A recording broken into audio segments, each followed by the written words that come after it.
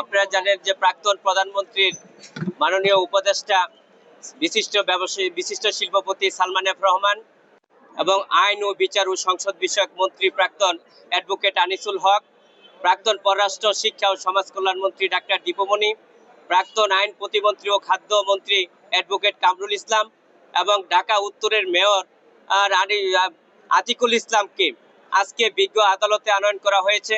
তাদেরকে কদমতলী থানার মামলা, শাহবাগ থানার মামলা এবং শাহবাগ থানার মামলায় তাদেরকে প্রত্যেককে শনির দেখানো হয়েছে।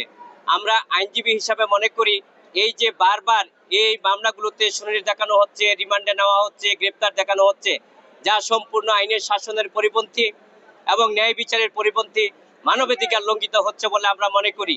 আমরা আশা করি যে আইনের শাসন প্রতিষ্ঠা করার জন্য, ন্যায় বিচার প্রতিষ্ঠা করার জন্য এই ধরনের মামলা থেকে এবং এই যে বারবার গ্রেপ্তার দেখানো হয়, শনির দেখানো হয়, রিমান্ডে নেওয়া হয়, এতে করে আমরা মনে করি যে বাংলাদেশের যে কনস্টিটিউশন সংবিধান সেগুলো লঙ্ঘন করা হচ্ছে।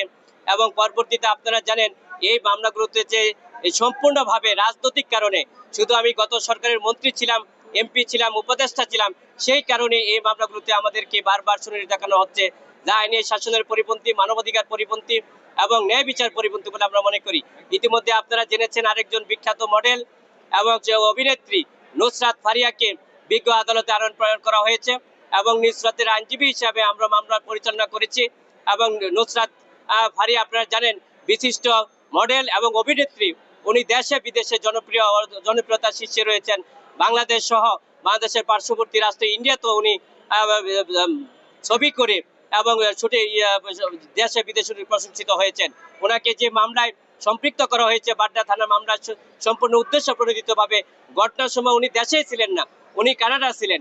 আমরা বিজ্ঞ আদালতে সাবমিশন রেখেছি, বিজ্ঞ আদালত অত্যন্ত মনোযোগ সহকারে আমাদের সাবমিশন নিয়েছেন। পরবর্তীতে বিজ্ঞ আদালত যেহেতু আমরা ফিরিস্তি দিয়েছি, ওনার ভিসা এবং পাসপোর্ট দিয়েছি, সেগুলো পরীক্ষা নিরীক্ষা করার জন্য আইয়ুসাবকে প্রতিবেদন দাখিল করার জন্য নির্দেশ দিয়েছেন এবং প্রতিবেদনের সাপেক্ষে আগামী 22-5-25 তারিখে বিশিষ্ট অভিনেত্রী এবং বিশিষ্ট মডেল নুসরাত ফারিয়াকে জামিন শুনানির জন্য রেখেছেন।